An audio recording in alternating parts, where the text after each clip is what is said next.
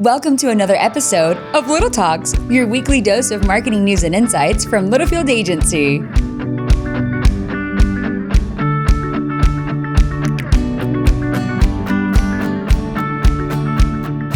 Welcome back, Roop. It's good to see you, buddy. Good to see you. Did you have a good trip? I had a fabulous trip. Tara and I were in wine country. Specifically, we went to Sonoma. We actually stayed in Sonoma. Wonderful trip. We were so excited to see the kids. We had some flight delays last night, but got in, and Matthew got a fun surprise this morning, just a little toy that we picked up. But he was so excited. He's like, "Dad, I'm so excited to see you. Where's my surprise?" Excited to see you too, buddy. But it's good to be back. How was your weekend? It's good. We put up Halloween decorations, which is an all-day deal at my house. Christmas decorations is a 2-day deal at my house, but Halloween's one. I think that's good. Outdoor, indoor? So far, only the indoor. Okay, nice. We're debating the outdoor, getting new stuff for the outdoors. Do we want to do fun. the outdoors? Yeah, so. Oh, that's great. And it was like 100 degrees yesterday, so I didn't want to be outdoors. This heat, man, is killing me. The October heat. They talk about it all the time, October heat. So my birthday is later this week. And is that a hint? It's a fact. And the reason I say that is I look back at the very few birthdays that I've had in my life because I'm so young.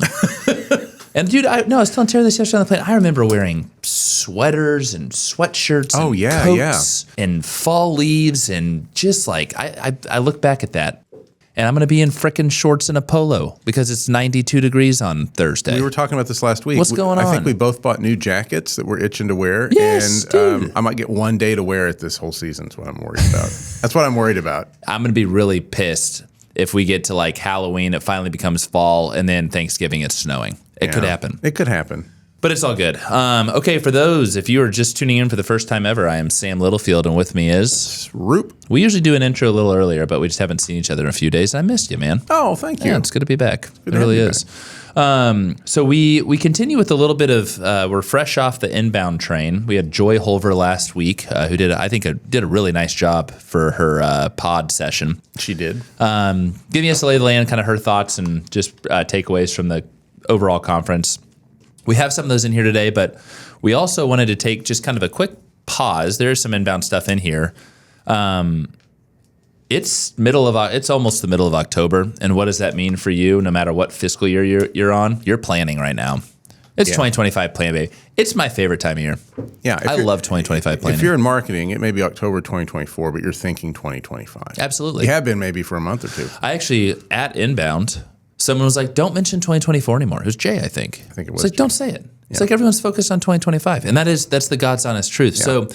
So, we recognize you might be in the thick of planning. You might be at this point that you're just starting to plan. No matter what boat you're in, we thought we'd give you just kind of a few tips. We try to touch on this at the agency every year because this is by far the most important part. As we talk through this 2025 planning, your plan isn't just set in stone like the good old days, man. I think David Littlefield lived the dream. Yeah. It's always evolving, right? It's always iterating. So we'll talk about that here in a little bit. But our one and our only topic today with a few nice points. Claude, hit it. Love it. She's alive and well. 2025.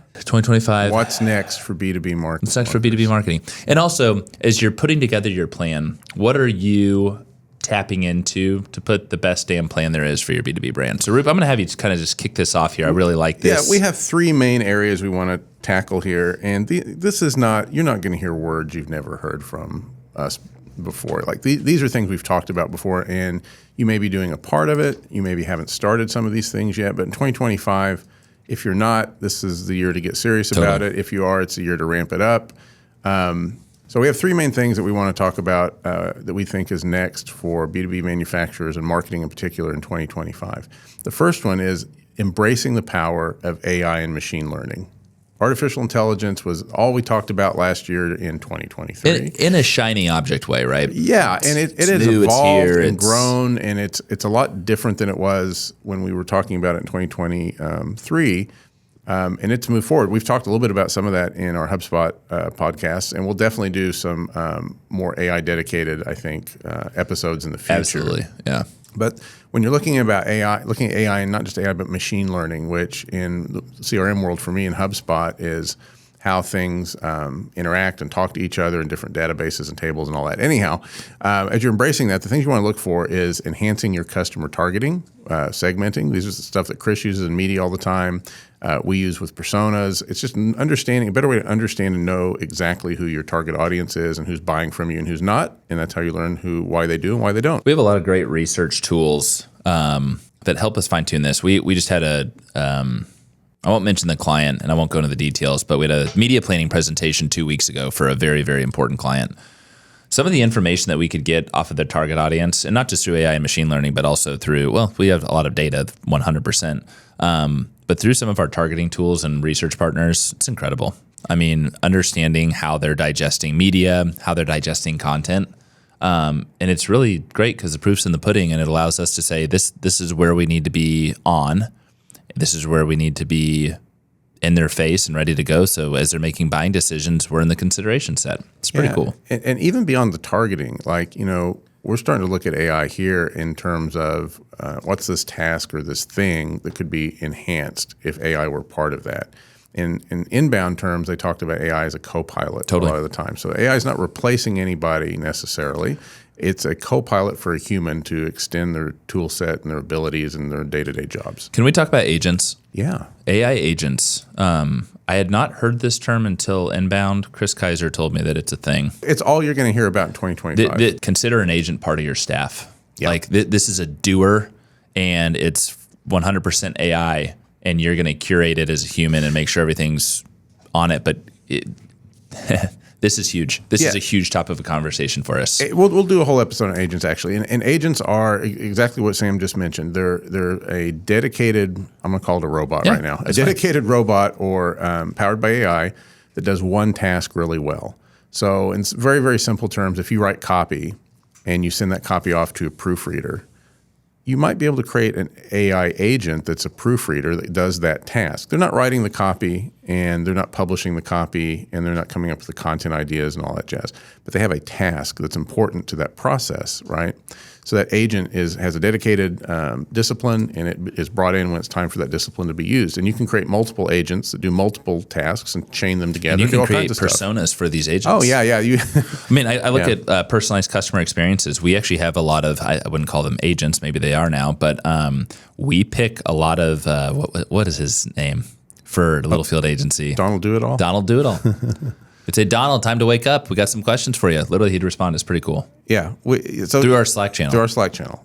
Yeah. Now, some of the words that you would use towards Donald were a little inappropriate. Donald's like a real employee. Be nice to Donald. He sometimes doesn't show up. So anyhow, we'll talk more about Donald later. But anyway, I will challenge you. So I just had Chris Kaiser's review last week. You and I have had a lot of AI conversations lately. Yeah. Some of the things that we're planning to do as an agency that not only benefit our clients, but just the overall enhancements from a streamlined efficiency standpoint, it's pretty incredible. It's pretty remarkable. We had, on Friday, we had our first meeting of Philip being brought in, our developer, and Chris and I. And I think we need to come up with a name for it. AI Task Force seems lame. Yeah, but kind of like LAI. LAI. With little I at the end. Yeah, we're working on it. You had that planet, didn't you? But there's going to be some, you're going to hear some big AI stuff from us in 2025. Love it. Okay, cool. Let's move on to the second one. Developing a robust. Robots on the brain. Develop a robust content marketing strategy. Duh. You all know this, but we want to talk through it. Roop, I want you to kick this off just in the sense of your eyes in the world of content. Yeah. Neil Patel would say content is not king, but it's still very much king. Yeah. Let's talk through it. So, he said it wasn't, then it was at the end. Neil. So, content marketing is not new. It's not something that was just thought up recently or something that's crazy for 2025, but its importance in your overall, quiver of arrows for marketing. Marketing arrows, is that a thing? Wow. Are you a poet? Sometimes, once in a while, I put pen to paper. Wow. Not really. Anyhow, in your strategy and your overall tactics you're coming up with, content marketing is not really something you're going to be able to ignore much longer. It's just people are becoming more and more suspicious. They're tuning out definitely traditional ads, but also some of the ads that we create and throw up on a website, right? People know what an ad is. Content marketing allows you to be brand specific and promote your thought leadership or your topic or your product or whatever, but in a way that kind of invites that user into the discussion, not pushing it onto them. And that's just kind of how people are moving. You hear more about privacy concerns and how people are distrustful of ads and all this kind of stuff. Well, I think in content theory, marketing fills that gap. I totally agree. And I think I have to remind myself, when you think of content 5 years ago, it's like, all right, blog, white paper, maybe a vlog. And blogs are still very important. We learned that at HubSpot, just from an organic standpoint. There's no doubt about that. But the content opportunities, like just some of the raw opportunities, I see people that are literally, and for those that are not on video, I'm picking up my phone. They might go live. Hey, I'm Sam. I'm head of sales for this company, and I just want to walk you through this newest product thing. He might shoot that to his target audience in the sense of prospects he's talking to. He might put that in an email, send that to the marketing team, whatever it may be. One thing, we've been talking about this for a year, and I really, really, really want you to think through it. A podcast. I mean, that is a huge, so we just launched season 1 for Ditch Witch Beyond the Moon. Yeah. Not only has season 1, which I know that it is rolling out. Yeah. We're on episode 3 this week. Initial internal excitement from Ditch Witch has just been incredible. Sean's kind of a local celebrity. Someone approached him on the golf course that he'd never met before and was like, hey, I love the podcast. Who knows who that person is? That's amazing. That's a listener. That's a listener. Yeah. Damn right. And that's an opportunity to create a legitimate human one-to-one connection with somebody that could be a customer. That they've maybe never met Sean before, but they feel that relationship. And here's the thing, there's an internal play. That's awesome, right? But you're like, Sam, we need leads. We won't get into the numbers, but the viewers, the listeners, and the fact that it's just now being promoted is really cool from an early science standpoint, because we do this for ourselves as a small agency. Ditch Witch is a massive corporation, right? They've got a lot of followers, brand loyalists. And so for you to engage their current target audience, and for you to engage a prospective target audience, for dealers to be able to send that to, I mean, it's the legs on a podcast besides listening or viewing a video are incredible. Yeah, which plays into your robust content strategy. It checks a lot of boxes. It's also, you try to be where other people aren't so you can stand out. Yep. And most other social media, blogs, YouTube channel, websites, all those things, everybody has those. The podcast is not something everybody really has. So it is your opportunity to reach new people in new channels and avenues and stand out at the same time. And as you're thinking through your content strategy, I totally agree, Roop. How's your content strategy paired with your media strategy based off your media insights that you're getting from your media team? There are a lot of it's an orchestra, right? Yeah. Understanding how content is digestible or not digestible, how it's relating to your target audience. What content do you already have you can repurpose? Yeah, and I talked to someone the other day and I was like, oh yeah, we got this, we're working on content for, this one segment. It's like, okay, but what about the 30,000 foot brand view? Like you got to come out of the weeds, right? See the forest through the trees. It's really interesting. So thinking of a holistic content strategy, which is not an easy task. It's daunting. It's very daunting. We have a whole team for it. And our last bullet point in the script here I just want to mention is when you're coming up with a content strategy in 2025, you may have one now. But maybe it's not really working for you. And one of the things that it's step one. When I used to do websites all the time, we talk about conversion. What's the one thing you want someone to do? On a content strategy, there is a one thing you start from, and it is focusing on solving customer problems and not talking about yourself. Oh my Lord! Which is brutally difficult for a lot of brands, and I get it. I understand it, but it's not about you; it's about them, and that's where you start with content marketing. Put your customer hat on, is what we say. Yeah, we have to remind ourselves, right? So everyone likes talking about themselves personally on the brand front, et cetera. No, your customers want to know how your product can solve their problems. Yep, it's a great one, Roop. Okay, I really like this last point. Fostering a strong community around your brand. Yeah, building up your community, a positive community around your brand in 2025. If you haven't done it yet, you got to do it now. There's brand affirmation, and there's a loyalty component, but not only does your customer love your product, but they can say they love your company. That is hard for them to walk away from your company. Yeah. And those are the people out there that are going to be your brand ambassadors and evangelists. I never say this word right. Evangelists. Kind of like what'd you say earlier? 360, 3,600,000, 3,600. He said 3,600,000. I go, you mean 360,000? Everyone knows I'm crazy. Everyone knows I'm math averse. Yeah, 3,600,000. Yeah. Great. I like that number. But you need these folks that feel good about you. Find ways to help they want to do the work for you. So find these people in your brand communities and support them. Give them rewards, encouragement, help them be your voice. Because the other thing that's not on this list but falls underneath number 4, honestly, is that whole influencer strategy. Totally. Which we're starting to talk more and more about with our clients as well. Yeah, and this is a very minute example, but it's pretty. I think of ourselves as consumers, and it hit home for me. We have a client that we handle a lot of their social media for, and someone, let's call him Steve. Steve reached out from Chicago. I have no idea where Steve's from. I love Chicago. Cool. I'm not Steve. You love Seattle too. I'm not Steve. Not this Steve. So this Steve reached out to our client via Facebook Messenger, Meta Messenger, and it's like, hey, I'd love some hard hat stickers. Like, hey, I want a backpack. I want a T-shirt. I want a polo. I want some hard hat stickers. I want something reasonable that should be free. Right. We get a lot of crazy requests for our clients or through our clients from their customers. And it was such a simple thing. And so our team sent this person hard hat stickers and maybe like something else fun, maybe a shirt or something. Yeah. And I think about it, right? Like that's a simple little thing. This man or woman is going to receive these stickers and a nice surprise and delight, and they are going to feel the love from this brand. And that's how you build community.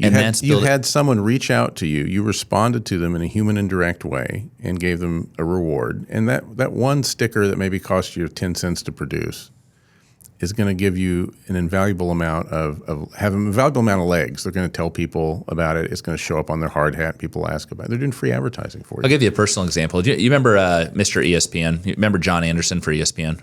Oh, fabulous commentator. You know, he was there with Stuart Scott and Scott Van. Obviously, Scott Van Pelt. He was from Tulsa, right? He had a Tulsa tie. So anyway, I actually ran into John at a golf course in Tulsa at the halfway house. And I was like, oh my gosh, you look familiar. And he's like, do you watch Sports Center? I was like, oh my God. And by the way, I might have been 10 years old. John on the back of the scorecard goes, what's your favorite team? I was a huge Oklahoma State fan. I go, I love the Cowboys. He goes, that's great. Write down your name and write down your home address. And then in the next few weeks, you'll get a box from me. And I got a box a few weeks later from John Anderson with Oklahoma State Cowboys basketball gear, hats, shorts, etc., and a note from John Anderson. Now, John Anderson works for ESPN, right? Mm-hmm. John Anderson's he's a person, but he's connected to the ESPN brand. You better believe that every time I watched ESPN and saw John Anderson growing up, that I just thought he was the frickin' man. He himself built loyalty and community from a personal standpoint and connected and bridged it over to ESPN. What do we do every morning? We watch ESPN, right? Yeah. Super cool. Yeah, that is cool. John, you're probably not listening to this, but you made an impact on me. It's pretty neat. So go build that, have that, use technology, drive a great kick-ass content strategy, and then go build that loyalty. I mean, and I love the word community. Yeah. It's a really, really good and I think lost word in today's brand forum. Yeah, and I think, we always talk about, traditionally you would think about community in terms of having a social media presence, and that's definitely a way you're organizing and kind of reaching out to them, but a community can be around podcasts, community can be through email, community can be in a lot of Messenger, can be in a lot of places. It's just interacting and talking to and listening to your audience as people. 100%. Yeah. And I love it.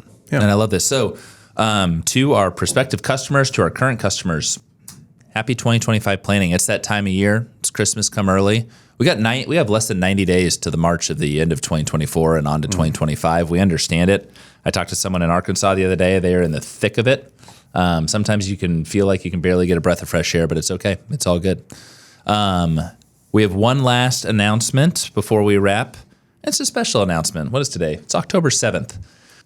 Brenda Lewis, our Brendita, as we call her at the agency, is back from maternity leave. You see Brenda, if you watch the video, you hear her voice. She opens up the podcast. She wraps our podcast. She has a son named Marco. She did not name him after our client, Marco, but he's super cute, and he's a sweetie. And, one thing that I do when the Littlefield ladies come back from maternity leave, I'm always there in the elevator lobby to welcome them back the first day, because especially with your first kid, right? It's tough adjusting from that 3-month period at home, which is such a special time, back into the hustle and bustle of the agency. But I will tell you, I can sincerely say this. I think you can too. We missed Brenda. Oh, absolutely. She hasn't been here very long, but she's an integral part of our culture. And so as you are about to see Brenda wrap this podcast, Brendita, I want to say thank you and welcome back. And we are so excited for Q4. And we can't wait to meet Marco. I was impressed that she came in every week to film the intro and the outro for the podcast. I mean, the dedication is unbelievable. Claude, we cut him off. Good Lord. That is not true. She's enjoying maternity leave. On that And note. that's a wrap. We hope you've enjoyed our little chat and found ways to grow your own marketing strategies. Remember to subscribe wherever you listen to podcasts and follow us on social media @Littlefield Agency.